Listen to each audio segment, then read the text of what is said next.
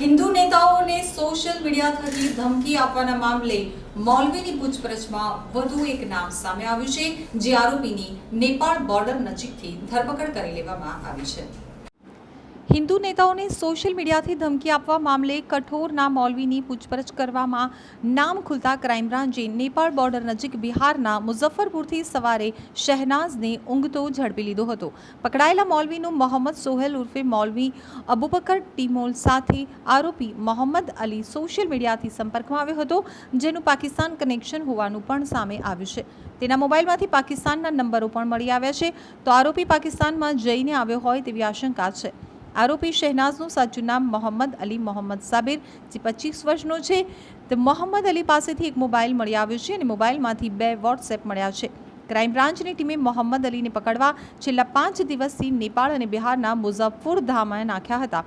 તો પહેલા ડીસીબીની ટીમે સ્થાનિક પોલીસની મદદ લઈ તેના ઘરનું એડ્રેસ મેળવી લીધું હતું। પછી તેને પકડવા 2 દિવસ સુધી તેના ગામમાં વોચ રાખી સ્થાનિક લોકોને લોકલ પોલીસની મદદથી વિશ્વાસમાં લઈ વેશ પલટો કરી મોહમ્મદ અલીને વહેલી સવારે ઘરમાંથી પકડી લીધો હતો।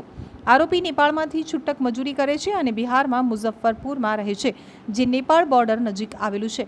તો ક્રાઇમ બ્રાન્ચે મુઝફ્ફરપુર કોર્ટમાં આરોપીને રજૂ કરી 3 દિવસના ટ્રાન્ઝિટ રિમાન્ડ મેળવ્યા હતા। આવતીકાલે ક્રાઇમ બ્રાન્ચ આરોપીને લઈ સુરત આવી ધરપકડની કાર્યવાહી કરી વધુ તપાસ કરશે। મૌલવી છેલ્લા 1.5 વર્ષથી પાકિસ્તાનના ડ્રોગર અને નેપાળના શહેનાઝ સાથે સોશિયલ મીડિયાથી સંપર્કમાં હતો। બંને સાથે વોટ્સએપ, ઇન્સ્ટાગ્રામ, લુડો જેવી સોશિયલ મીડિયાની એપ્લિકેશનથી વાત કરતો હતો। તો ભારતમાં હિન્દુત્વવાદી સંગઠનો દ્વારા નબીની ગુસ્તાખી કરવામાં આવે છે, તેઓને સીધા કરવાની જરૂર છે। ઉશ્કેરણી કરનાર હિન્દુ સંગઠનોના અગ્રણીને મૌલવી સોહેલ ઉર્ફે મૌલવી અબુબકર ટીમોલે ધમકી આપી હતી।